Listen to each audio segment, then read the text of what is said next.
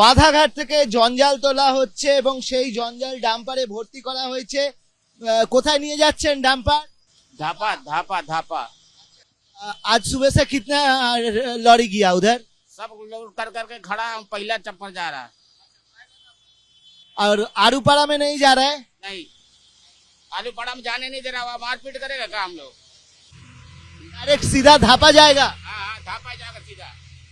যেরকম দেখতে পাচ্ছি যেরকম একটি ডাম্পার, সেই ডাম্পার ভর্তি করা হয়েছে এবং ডাম্পারটি প্লাস্টিক দিয়ে ঢাকা হয়েছে। প্রচুর জঞ্জাল রাস্তার ধারে বেশ কয়েকদিন ধরে জড়ো হয়েছিল। গতকাল এখান থেকে জঞ্জাল নেওয়ার পর, বুধবার জঞ্জাল নেওয়ার পর আরুপাড়াতে নিয়ে যাওয়া হয়েছিল, নতুন যেখানে ডাম্পিং গ্রাউন্ড বা ভাগাড় করার পরিকল্পনা হয়েছিল, সাময়িকভাবে সেখানে নিয়ে যাওয়া হয়েছিল।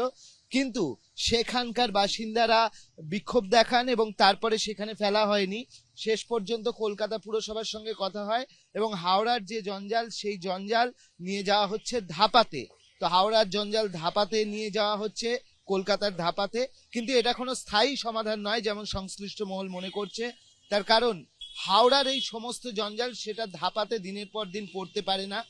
তার জন্যে হাওড়াতেই আলাদা কোনো অস্থায়ী জায়গা করা হবে, কিন্তু সেই জায়গা আপাতত যেহেতু খুঁজে পাওয়া যাচ্ছে না এবং সেটা নিয়ে বিতর্ক রয়েছে। এমনকি শিবপুরের বিধায়ক তিনি বলছেন যে এটা ঠিক যে ওটা একটা রেসিডেন্সিয়াল এলাকা, সেখানে জঞ্জাল ফেলা যায় না এবং সেই সমস্ত নিয়ে একটা বিতর্ক রয়েছে বলে আপাতত ধাপায় ফেলা হচ্ছে। কিন্তু এখনো অবধি যে অস্থায়ী আরেকটি বিকল্প জায়গা সেটা খুঁজে পাওয়া যায়নি।